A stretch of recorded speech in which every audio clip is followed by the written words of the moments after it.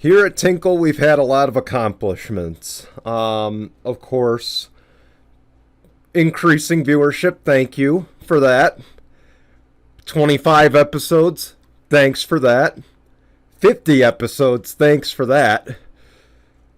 But this one I think is the biggest accomplishment, and what better way to end our season than having episode number 69. Ring, ring, ring. Hey! Ring, ring. Let me tell you something. I think I just heard back from Gronk. He approves. Get Gronk as a guest on the show. Okay? No, I'm just kidding. All right. This is Sunday Morning Tinkle, and I'm sorry if you just got out of church, but hey, when you get a 69 joke, you have to take it. Okay? Exactly, of course. It's not optional. Okay? That's how we roll here. But all right, let's get going. Of course, we got some NFL news. We got some boxing news. We got the new undercard to the Jake Paul fight. And then, of course, we have a good tinkle on this with an old quarterback. So you won't want to miss that. But, of course, we start with the takeaways. And Jason might have the best takeaways, so I think we're going to let him go first. Well, everyone, of course, free agency is, while we're recording, is going on. So we don't know the brunt of it. But by Sunday, I'm pretty sure, by the time this will be uploaded. I'm sure there's going to be a lot more, but for right now, we have some big news. Kevin Durant is yet again in the headlines as he is now wanting to seek a trade away from the Brooklyn Nets and seemingly is tied to the Miami Heat and the Phoenix Suns. But I really do think that the Lakers could be the team he gets traded to. But crazy to think about that he wants got away from the Brooklyn Nets. And honestly, it's also been found out in another article, which, these are actual legit sources, like ESPN and stuff, that apparently that Kevin Durant and Kyrie still want to play together, just not in Brooklyn. Holy shit. Holy hell. That detail's bad. Okay. That detail's good. The first detail where he says he wants a trade. Now that I read earlier, and I'm going to stand by the statement that I texted you when I saw it, that this is nothing more than KD wanting out to get a ring because he's jealous. Okay? He is jealous of Steph Curry and Draymond Green. And keep in mind, Draymond Green, and I bring this up a lot on the show, but back in KD's last year in Golden State, he had said, "We won without you, we'll continue to win without you." Okay? It's nothing more than Draymond Green's words hitting him right in the feels, okay? He took it to heart. No, so. And I agree with you. I'm gonna say this too. This is this is how I think it's gonna play out. Russell Westbrook has been in ties to being away from LA. He did opt in, but I think that doesn't mean anything. Opting in and also signing a deal to stay with a team doesn't mean that you can't be pushed out into a trade thing. Yes, the Nets did decline the Lakers' initial push for the Lakers. But now that Kevin Durant wants out, Kyrie is tied to the Lakers right now, which I will get into that soon. I can see it being this way. Because I'll kind of tie the second one together. Kyrie also wants to force his way to the Lakers to reunite with LeBron. Could Kevin Durant be included in that deal if there was one to come? I think so. I think that you're going to see Kyrie Irving and Kevin Durant somehow find their way in a package deal to LA for Russell Westbrook and Anthony Davis. Because you get the same kind of players in return, and then Brooklyn gets the same kind of players almost in return. And it's a different environment, a different feel for both for both players. If you're Ben Simmons, you're sitting back like, holy hell, I got traded to this team last season, didn't play at all. Now I might have to play with different guys that I have no chemistry with. Like, I think it's a whole different crappy situation. If I'm Ben Simmons, I think your ass should have stayed in Philadelphia because I think Kyrie's kind of got a legacy. And that legacy is he can't win without LeBron, okay? So why would you want to go back to play with LeBron if you know you can't win? You know, if you want to prove people wrong, why wouldn't you want to go to another team and try to build a legacy there? I mean, granted, you've done it 3 times now in your career, and it's failed miserably every single time. Okay? Well, even before, if you think when LeBron was in Miami, it failed. Yeah. Right. If you look at it this way, the real reason I think why he wants to go to the Lakers is so that he can compete for a championship. That's definitely one of them. That definitely has to play in a big factor. And he knows it's not going to happen in Brooklyn. You know, I feel bad for Steve Nash. I really do think that he did the best he could with the players he had, the injuries he had to, with the adversity he had to overcome with Kyrie being unable to play in home games. If he was able to be vaccinated, which I'm not going to get into the full details about that, if he was able to play in most of those home games during the regular season, I think the Nets would have been a playoff team. I think with Kyrie being out for a majority of those home games really played a factor in the reason why the Nets were a playoff team. This is a team that had all-stars together. They had Kyrie, they had James Harden, they had Kevin Durant. There is no excuse to not make playoffs. Exactly. Just saying. Exactly. There is no excuse. But yeah. If I'm a coach, I would have to tell the players, you're going to have to put the egos aside and play like a team. If it means splitting points, splitting stats, and all the other stuff to get wins, then fine. And play defense, fine.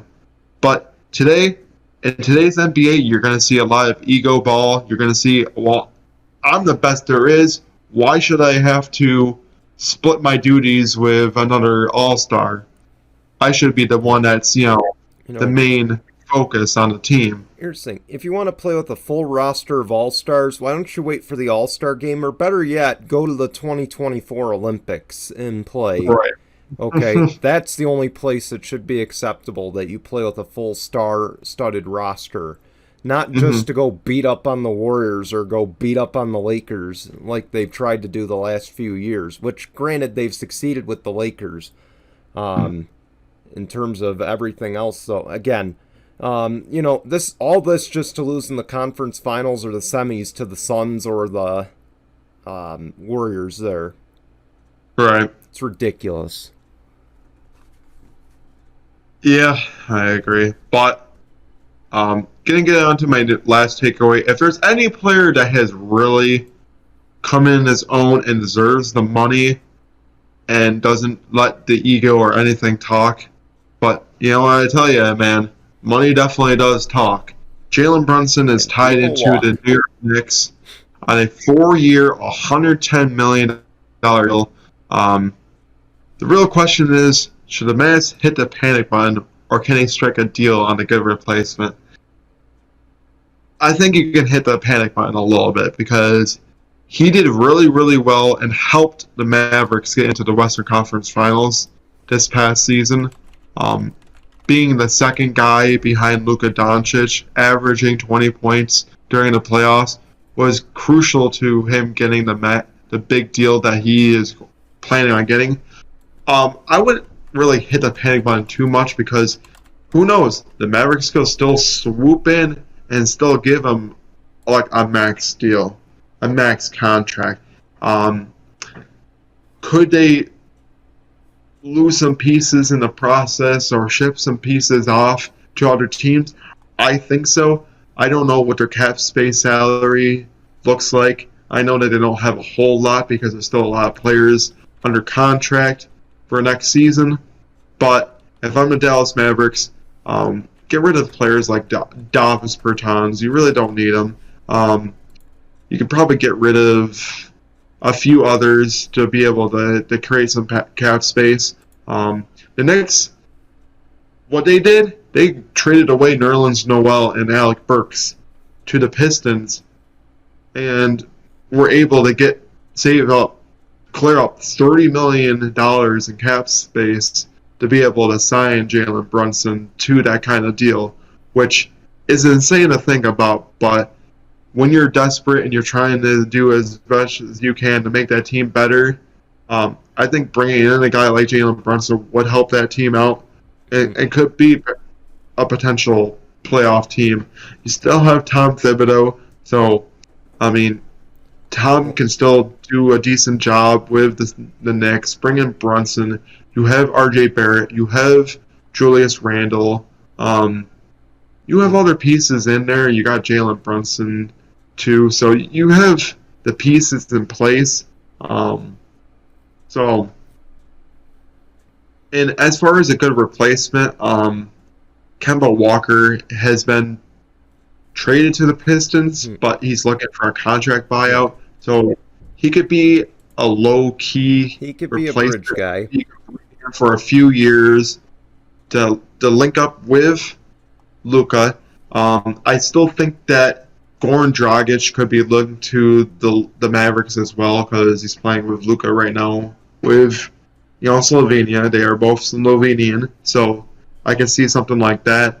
I heard that Gary Payton II is linked to the Dallas Mavericks. Yeah. So there's some pieces that can bring in to fill this roster up. I mean, because yeah.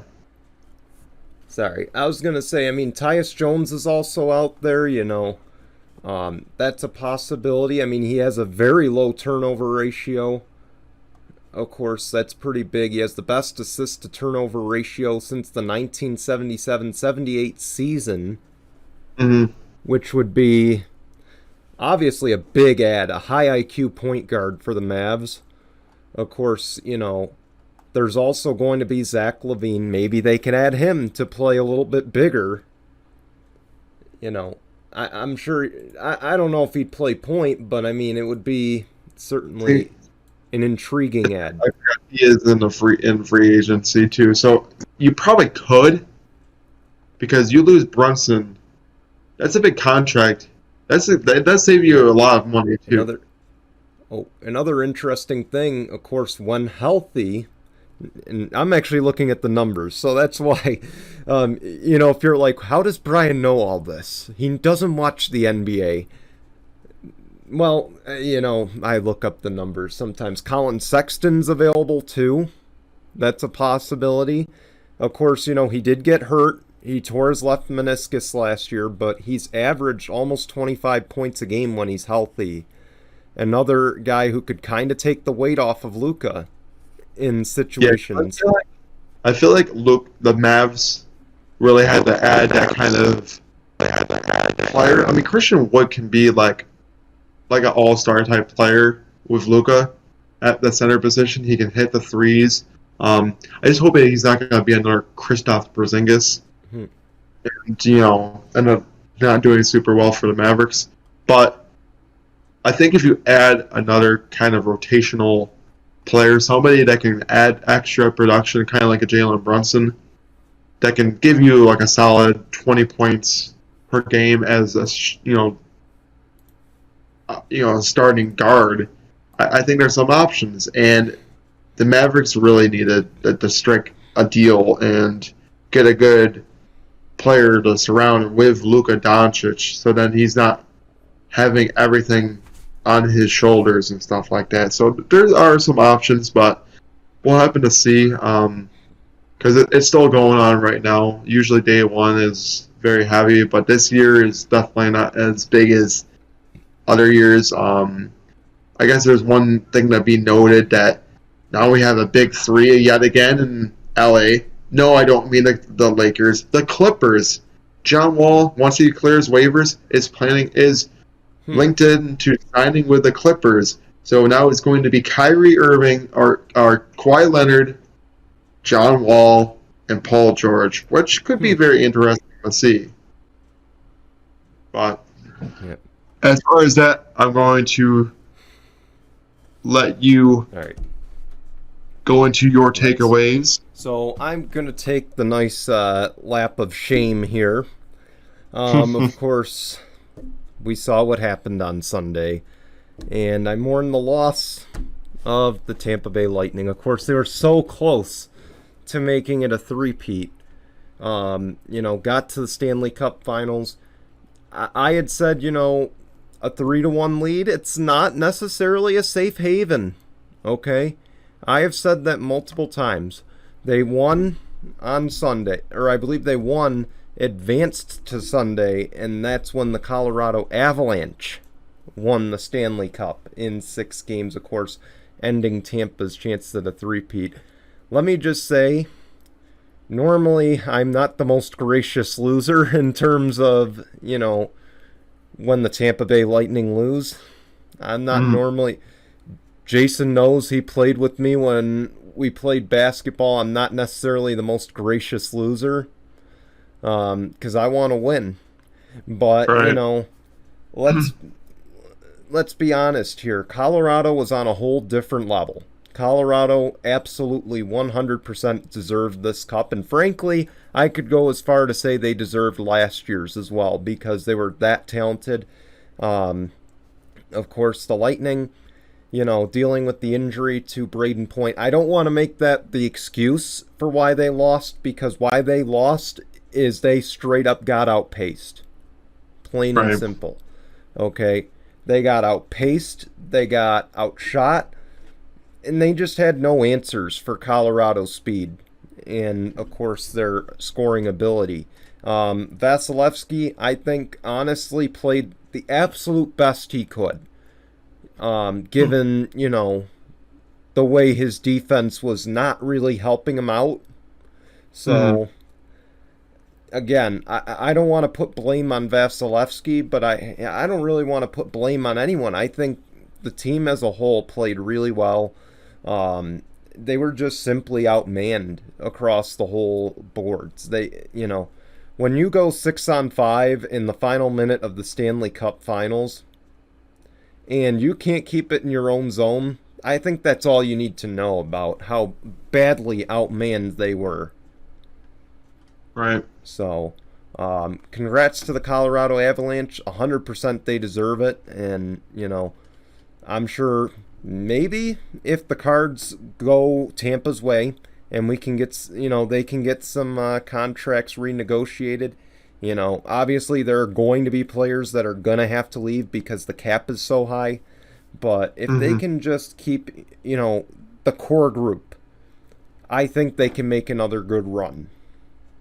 So, they just need to find something for Colorado next time by.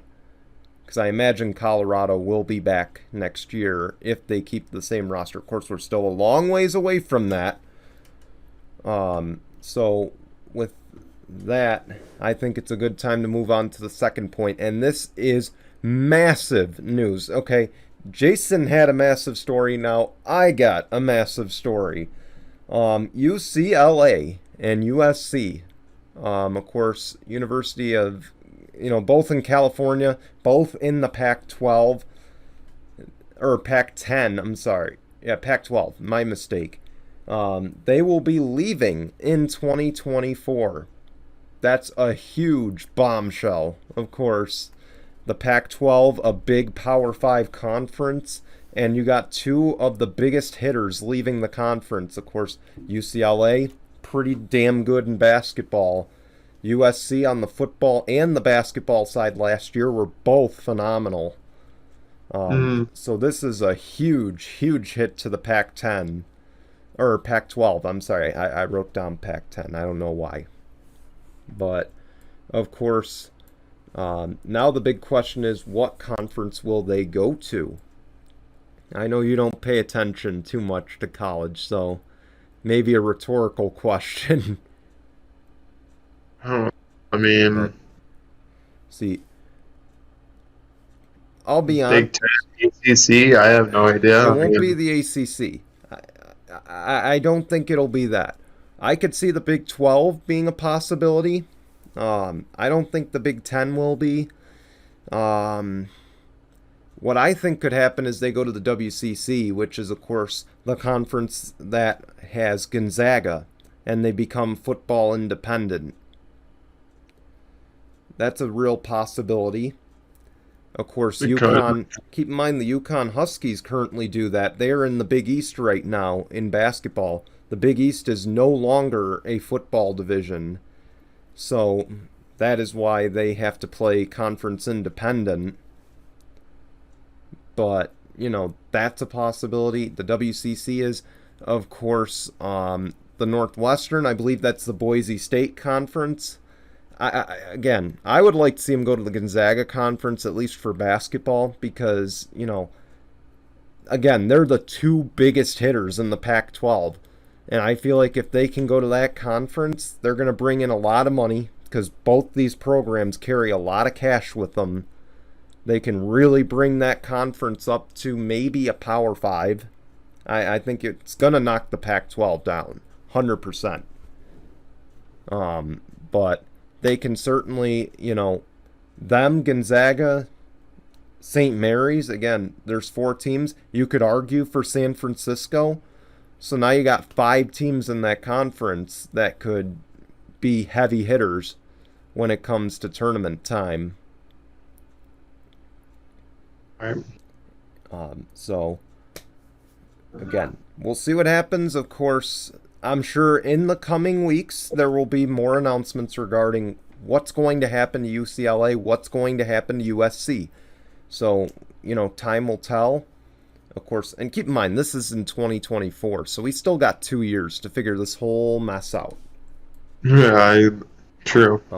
Very true. Yankees are number 1 in baseball right now. Okay, they've been number 1 for quite a bit this season.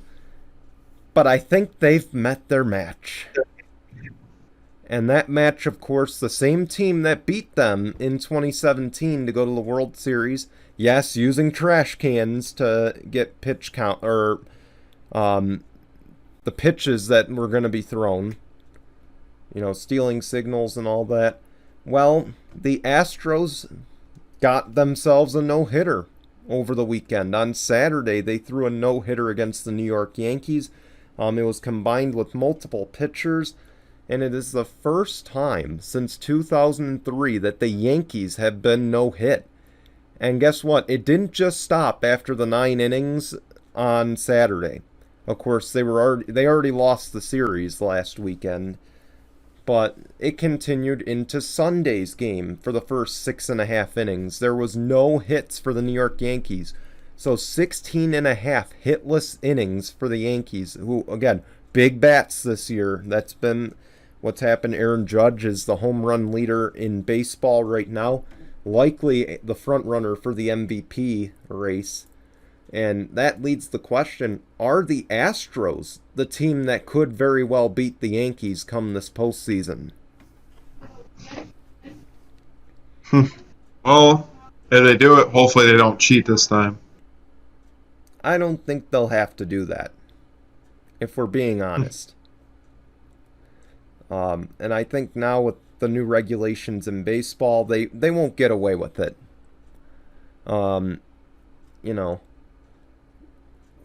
There's always a loophole somewhere. True, there is, but I think they learned their lesson. Jack, he'll probably let you know and yeah. Get you into some insider news, but yeah. Who knows? What I will say is, as far as the Astros go, of course, keep in mind we're recording June 30th. This is July 3rd that you guys are watching this. Of course, we're about 10-15 days from the All-Star break. We're we're less than a month away from the trade deadline on July 31st. I'm just saying, after the All-Star game, things change. Okay? There's a reason that this is 162 games. So, don't necessarily, Don't necessarily write in the New York Yankees just yet. If you are on FanDuel, if you're able to play on FanDuel, DraftKings, any of that, don't necessarily buy into the Yankees just yet. Of course, they're going to make deals on July 31st. There's no question there. But again, we've seen what happened to 100-win teams, and they tend to derail toward the end of the year. So, again, I feel the Astros are, as of right now, the biggest threat to the New York Yankees. I wouldn't even rule out Toronto becoming a player when this is all said and done. But of course, we're still months away, a few months away from dealing with the baseball playoffs and all that. Right. So, anyway, with that, I think it's a good time to go to break. So when we come back, we're going to talk some NFL contract extensions. Of course, the latest on DeShaun Watson, and a fight between two football players. Yes, it's going to happen. So stay tuned. Of course, Tinkle on this as well. So we'll be back in just a moment here on Sunday Morning Tinkle. Jason, before we went to break, on the first the second takeaway that I had about USC and UCLA, did you not say the Big Ten? I'm pretty sure I said like Big Ten and or ACC. No, I was right. On the dot. You were right. Adam Schefter just announced it. Again, we're recording Thursday night, so this was all new to us. I just threw it out there guessing. You did not look at your phone, did you? No, disclaimer, I do not watch college basketball unless like I go to an event football or anything like that. Disclaimer, I do not watch any of it, so that was just a big guess. I do sometimes call things correct on things. I mean... Somehow you just have a knack for calling sports that you just don't watch, nor care to pay attention to. What is it with you? Seriously. Oh, man. All right. Because when you're watching sports, literally your whole entire career, usually you can your whole entire life. I wouldn't say it's a career. You don't get paid for it. No. I mean, your whole entire life. So. Oh, man. We don't get paid for this, so. I wish. One guy that is getting paid, though. Come on, ESPN. Yeah. No. No. All right. One guy who is getting paid, though, and not by ESPN or us or anybody involved in podcasting that we know of, is Terry McLaurin. He has signed a 3-year, $71 million extension with the Washington Commanders. Okay. Commandos. Sorry, I had to. So, Jason, this is a big deal for probably one of the guys who's on the brink of breaking the top 5 in terms of wide receivers in the NFL. I'll tell you something. He had himself a hell of a year, even though, he didn't really play on the best Washington team with, God. What's his last name? Taylor Heineke? Yeah, Taylor Heineke. Taylor Heineke is good. It just sucks that he wasn't able to get more of a opportunity in Washington, because now it's oh my gosh, Carson Wentz. Now that it's Carson Wentz, I don't think you're going to see Taylor Heineke get any kind of sort of opportunity as a starter anytime soon. So it sucks, but very well deserved for Terry McLaurin. He's a hell of a wide receiver. If anybody remembers that hell of a catch that he had week 1 against, I think it was against your team too, where he caught it, turned it backwards, and freaking caught a ball where it should have maybe very well been intercepted. That man, just off of that play alone, I think deserves the contract. Maybe it might be a little high for 3 years, because that's a little over $20 million a year. That's like at least like what, 23, 24 million. each year. So it might be a little bit of a stretch for a player like that, but I think it's deserved. I really do think that he's done a very good job since entering the league, honestly. So And here's the thing: he's played under 3 different quarterbacks in his entire career. mhm. Okay, I'm sorry, not even just 3, multiple. Okay, he played with Alex Smith in 2020. Yeah, Of course, Heineke was one of them.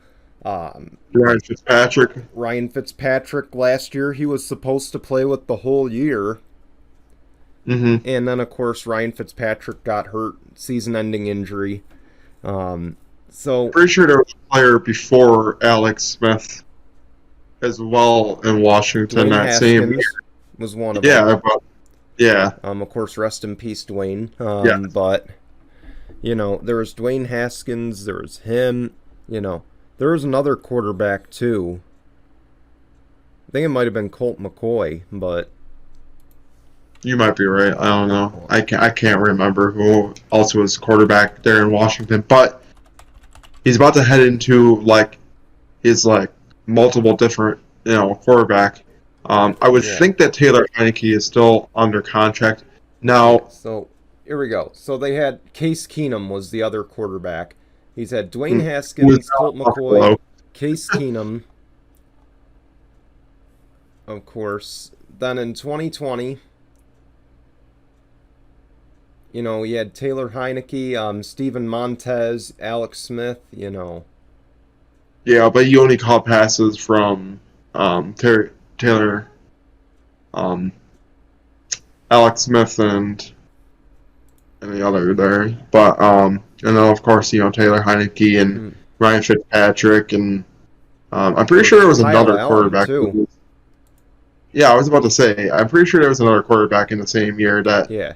uh, So passes. to So play on a team with, arguably the quarterback, the quarterback shakeups, like the Cleveland Browns for the last 20-something years, minus the few years that Baker was the starter. right. I would argue he's done well enough. And to me, it kind of puts him in a category with Robinson. It puts him in a category with Robinson, Allen Robinson of the... Until this year, where he's actually going to have a great quarterback. So, See, of course, to be fair, when we get into the start of the season, we're going to talk about that. What I will say is, honestly, and I'm in full belief, if Ryan Fitzpatrick played last year, the entire year, I think Washington would have probably gone 8-9. I think that's a reasonable. I think it might have been a wild card team at 8-9. It would have been 8-9, 9-8. They probably would have made the playoffs. I really believe Ron Rivera is the right coach for them, and I think he's also really helped develop McLaurin quite a bit. Yeah, I'm just gonna say this now. Carson Wentz does get a really good receiver, but what kind of Carson Wentz are we going to get for the Washington Commanders? Are we going to get the one that was the Super Bowl run Carson Wentz, or are we going to get the Carson Wentz that has been...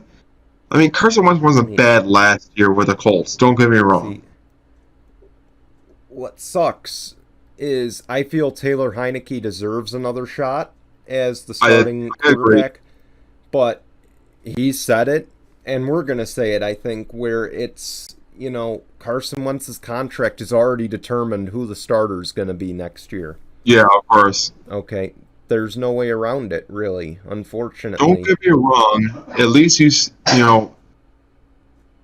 Washington's in a good state of mind. Because, say, like Carson Wentz, he's had the injury bug as of late, too. If he does get hurt, you still have a proven starter that can... Mind you. Oh, it looks like we've lost Jason. Oh, there he is. All right. Oh, I was about to... We lost you for a second. Yeah, I mean, Carson Wentz, like I was saying before, everything got frozen there. Carson Wentz, he's had an injury bug a little bit. there. If it ends up happening that he does get hurt again, you do have Taylor Heineke that is a proven starter, just in case if it does happen. So, and you also got kind of a third option, if you look at it.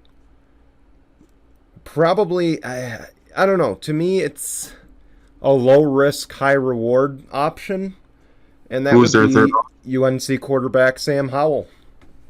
Oh, yeah. Okay, true. They did draft him in the 5th round. Again, he was projected to go in the first 2. So, I think that's crazy that a lot of quarterbacks drop so low to pass draft. When we come back in August, he's likely going to be on the practice squad, if I had to guess. Probably, yeah, I would agree with that. I'm pretty sure that 2 quarterbacks are going to be on the roster heading into the season. They're probably Carson Wentz and Taylor Heineke. But other than that, well, we were talking about the Cleveland Browns. Well, their situation doesn't look any that great heading into the season whatsoever. Theirs is getting pretty intriguing. Of course, again, we are still...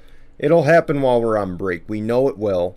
But DeShaun Watson, it appears likely that it will be a season-long suspension or an indefinite ban that could last up to 6 to 8 games. Of course, not a similar situation per se, but a situation that involved sexual harassment in a way. Big Ben, keep in mind, Big Ben got 6 games initially, and it got downgraded to 4, if you recall. Yeah, but there's just so many different sexual harassment allegations against DeShaun Watson that could add up to him being totally banned from the NFL for good. Let me be clear on this, that I feel the precedent in terms of suspending players for assaulting women, sexually harassing them, or molesting them, the penalty for that compared to the penalty that Calvin Ridley got for gambling is bullshit. And that's the nicest way I can put it. Because it's clear where the NFL's priorities are. And it should be the other way around. We should be talking about Calvin Ridley only getting a 6 to 8 game ban. Yeah, I know, I agree. And we should be talking about DeShaun Watson getting a season-long suspension. Right. We should be talking about Adrian Peterson getting a season-long suspension, assuming he does come back, which doesn't appear likely. Okay. We should be talking about those guys getting year-long suspensions for laying their hands on women and children. Okay.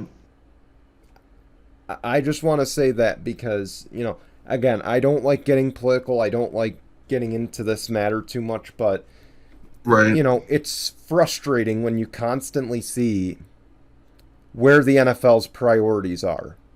Right, and it's crazy what's going on with Cleveland, too. DeShaun Watson likely out the whole entire year.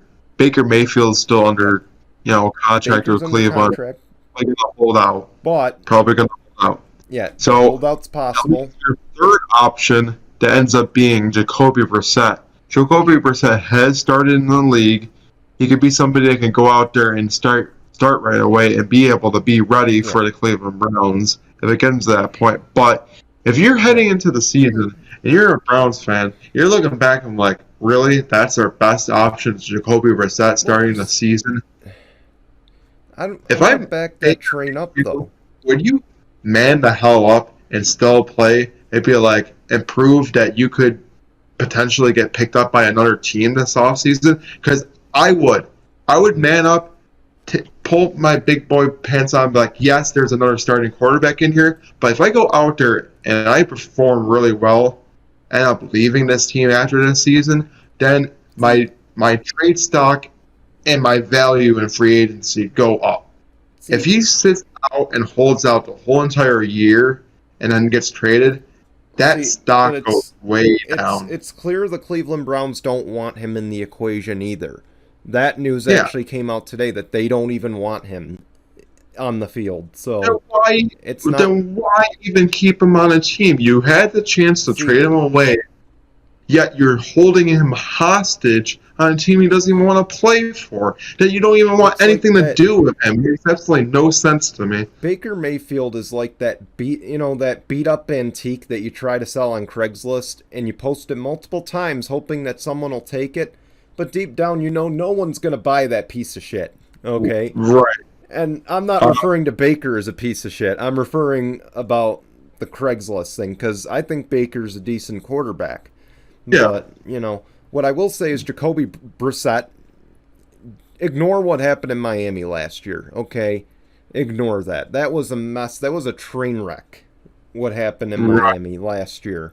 But to If me, anything, I he's would a guy... more time that he was in Indianapolis Yeah. than I would Miami. See, Because yeah, that's actually what I was going to say as well, is that he should be judged on his time in Indy, because I feel like he's not a franchise guy by any stretch, okay? yeah, Anyone who, you can't possibly buy him as a franchise quarterback, but he's definitely a guy who can hold the fort down for a couple games and have a decent performance. And not to mention, he's one of those big arm quarterbacks, too, that can really sling the ball 50, 60 yards. He's got a good arm.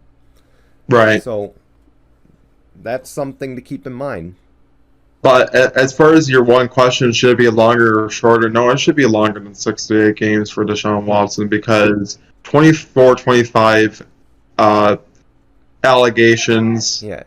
happening, going to court, you should be out the whole entire year, Yeah. if not at least 2 or 3 years added on top of it. You should be out for a while until all of that gets settled and put into the wayside. I think he should be jailed and taken and doing some time for it. Of course, we don't know if it's actually true or not that it happened, but with all the allegations coming out, I would think that there has to be at least more truth than not. Let's be clear. It is innocent until proven guilty in a court of law. And so far, to my knowledge, he hasn't been proven guilty.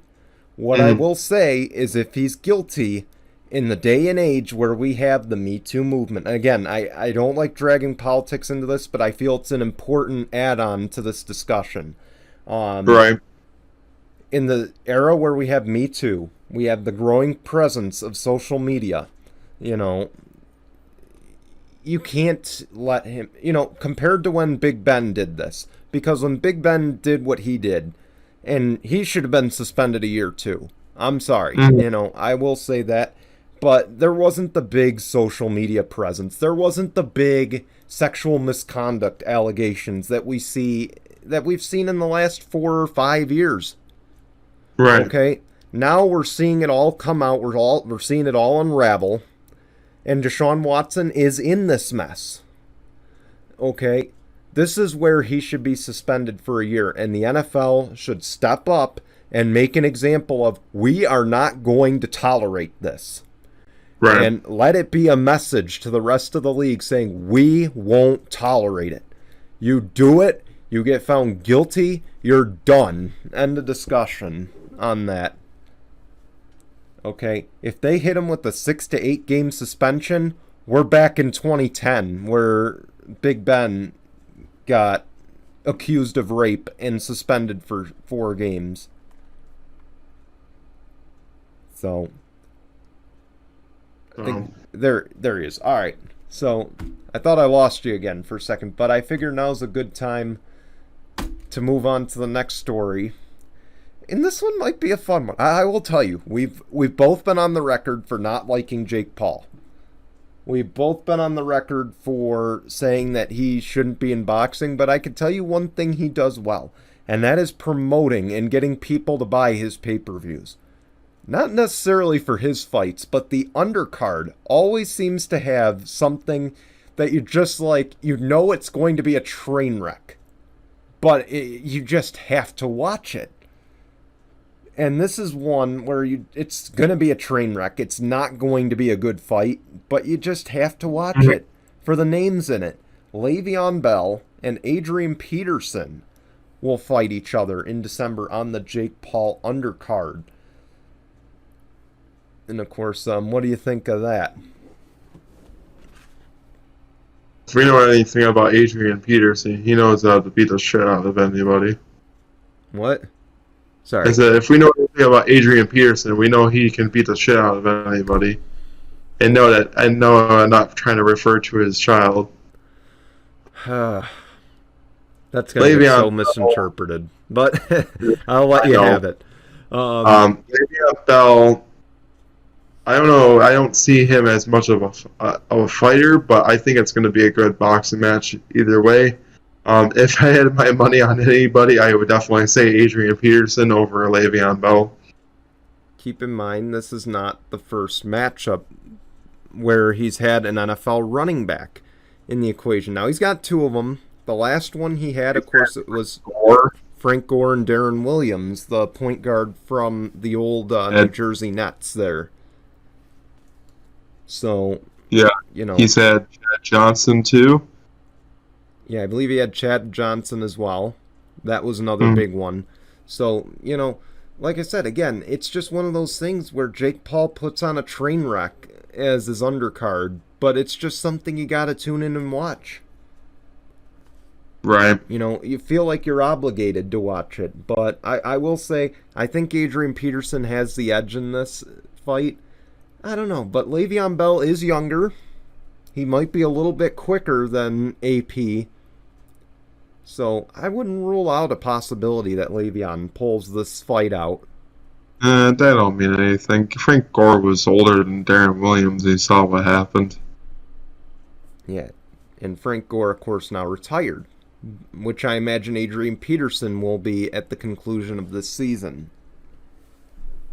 So, but I will say it's going to be a fun one to watch if you decide to watch it. It's something definitely that's in the back of my mind as far as considerations go. Of course, no final bell. We'll talk about his brother, his older brother. Yeah, interesting news there. That's insane, but make sure to watch out with no final bell on that discussion, because I'm sure we're gonna have a lengthy discussion about that. Yeah, we'll talk to you more about what's coming up on No Final Bell, of course, in a moment. But I figure let's send everyone off on a terrible note. No, I'm kidding. So if you're a Giants fan, you love Eli Manning more than likely. So Tinkle on this week. Of course, Eli Manning. Now, I don't normally like to mock injuries, but considering he's being a good sport about it, that's why I feel it's a good one to use. So Eli Manning, of course, he's 41 years old, 2 or 3 years removed from the game. He pulls his hamstring trying to do workouts like he used to when he played. One was a sideline-to-sideline sprint where he had to get back and forth within, I believe, 18 seconds. And that's how he pulled his hamstring. And, of course, he tweeted about it, saying what happened. I wish we had a video, because not that I want to watch him get hurt, but, but Eli, and before you say, oh, well, Tom Brady's 45 and he does the same workouts and doesn't pull hamstrings or anything. Well, that's because he's still playing in the NFL and still a lot more conditioned than Eli is. That's why. Tom Brady hasn't been removed from the game as long as Eli has, as Jason just said. So, Eli's been removed for a couple years now, and frankly, he's kind of been checked out his last 2 years in the NFL. He's kind of been MIA.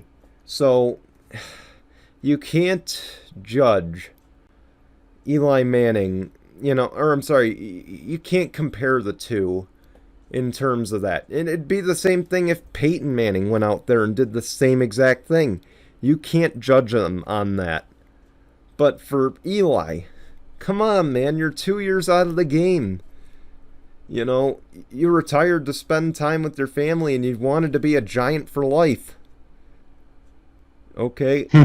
You got to take care of yourself, buddy. If you want to play football again, I suggest you go to training camp this year and start working out with the teams and start conditioning right before you do those workouts.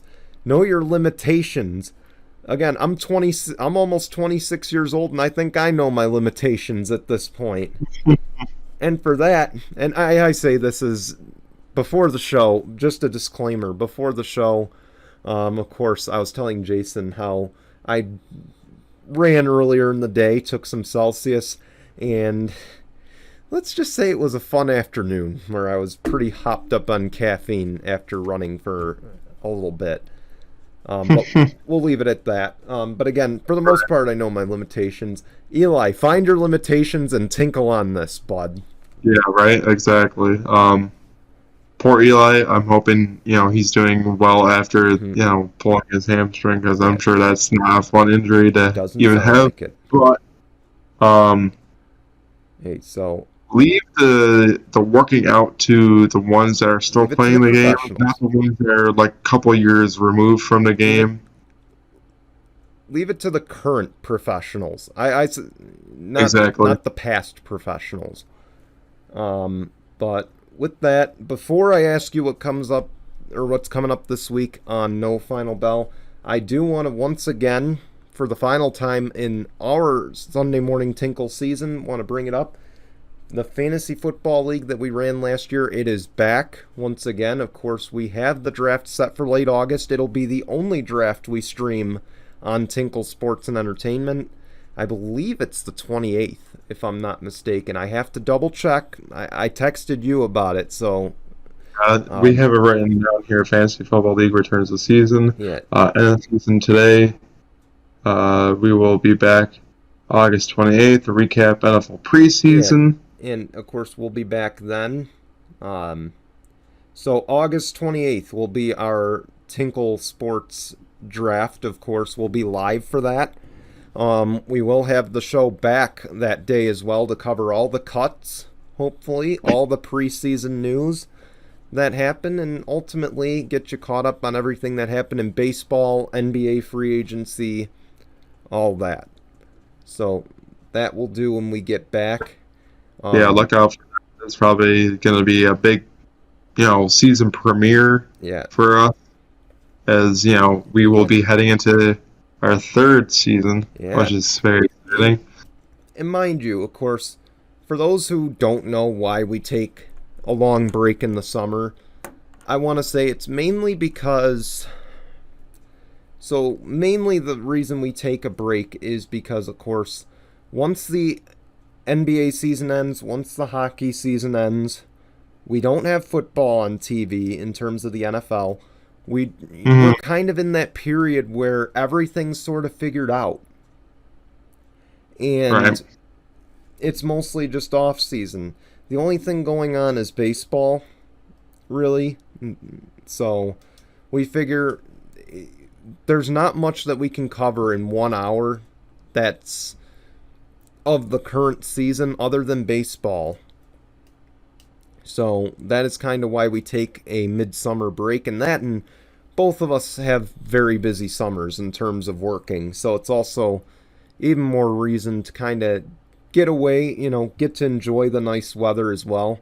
So we hope you guys will do the same in those, I think it's like 6-7 weeks that we're off. Yeah, so, I think so too.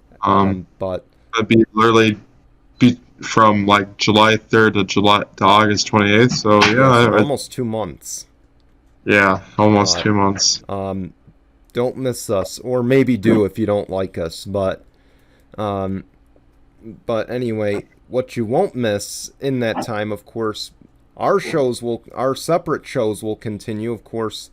And that's why I'm going to ask you now what's coming up on No Final Bell. You already teased one, so what's the rest of the discussion going to look like this week? Well, of course, Logan Paul did get signed to WWE, so that'll be talked about. But the pay-per-view special is currently out, so make sure to watch that on YouTube. And also, we finally are on Facebook Watch, so please make sure to watch us on Facebook as well.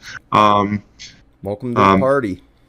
Yeah, it's nice to be into that party. We talk about the Forbidden Door pay-per-view, which, tell you what, it was a banger of a match. But let me tell you something.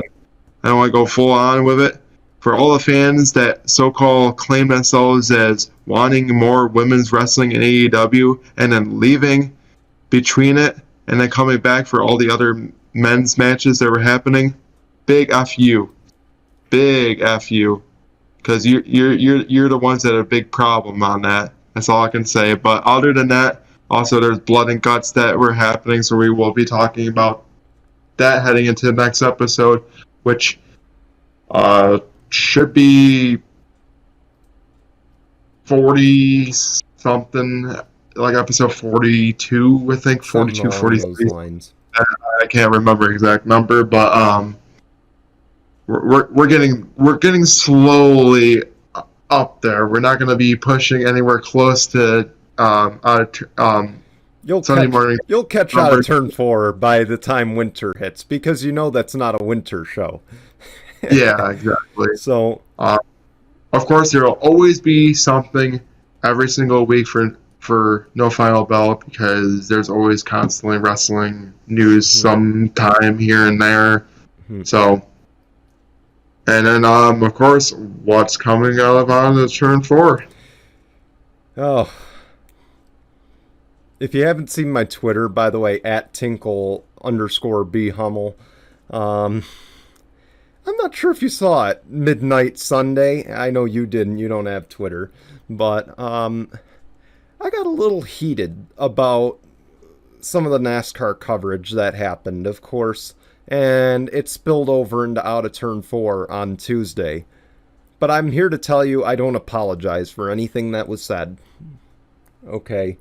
So, of course, if you missed it, NBC, of course, Nashville went into a rain delay, a rain and a lightning delay, around 9 o'clock, for those who didn't watch Out of Turn 4, around 9 o'clock, they were still under lightning delay, and NBC, of course, had to go to America's Got Talent. Big show, again, their biggest summer rankings, in terms of ratings. So, kind of didn't have a choice. And instead of telling us, when to get an update or when to expect an update over TV, they kind of forced fans to go to Twitter or go to Facebook to find out when they're going to be returning to coverage. And they also said, oh, by the way, we'll be on USA if we resume tonight, or we'll be on USA tomorrow. So, again, no clear indication unless you tuned into USA Network to watch the reruns of Law and Order, or you had social media. So that was a big bash. Of course, I tuned in, and sure enough, 10 o'clock, the race resumed. I tuned in, and immediately, they did not immediately cut in. I'm reading Twitter. Bob Pockris is saying drivers to their cars. Drivers are firing the engines. And we're still on Law and Order. Finally, the cars roll off the pit lane and coverage is back on USA. So, again, big L for NBC. So, I don't want to drag on much longer on that, but that's kind of what we discussed. Of course, that's a constant bashing point on Out of Turn 4 because we just don't like NBC. But we do have Road America to cover. Of course, likely the last race at Road America ever for the NASCAR Cup Series. So we'll have coverage of that. IndyCar is at Mid-Ohio, and I'm so upset, Jason, because, I went there last year. I want to be there this year, but, of course, my schedule says otherwise. So maybe next year. But we'll have the recap of that. We'll have a preview ahead to the next weekend's races, and maybe we'll have some more off-season news. You never know. So tune in, of course, Out of Turn 4 on Tuesday at 5 p.m. Eastern, and it will continue during our break here, as well as No Final Bell, as mentioned. No Final Bell will be Wednesdays on both Facebook and YouTube. So, yeah, at this point, I would just say Wednesdays. There's no real time frame. It usually is inconsistent, but it will for sure be Wednesday unless otherwise. And because of just going down to one job, it might be able to be easier for me to just do it on Wednesdays at 5. But at least for right now, it will for sure be Wednesdays. Yeah. And I also want to add, of course, if you haven't noticed, I don't know how you haven't at this point, but Zach Carmian is back on the team. Of course, he is going to be starting up his own show very soon. I believe it's called Tinkle Focus. And likely that will be starting very soon. So you will want to tune in. It will be here on YouTube. It's going to be kind of a 5-minute video on the top story. There's no real time that's set for it. It's just one of those things where it's going to come up every so often.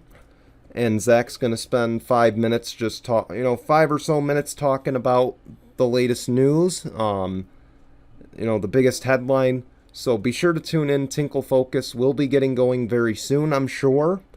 Otherwise, again, out of turn 4, no final bell as well. Stay tuned to our social media. It's at the bottom below Jason at Tinkle Sports. We might have stuff on there too. You never know.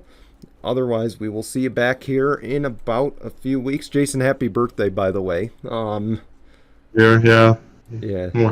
One more year closer to 30. Yay. Yay!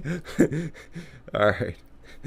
But until we return in late August, goodbye, everyone.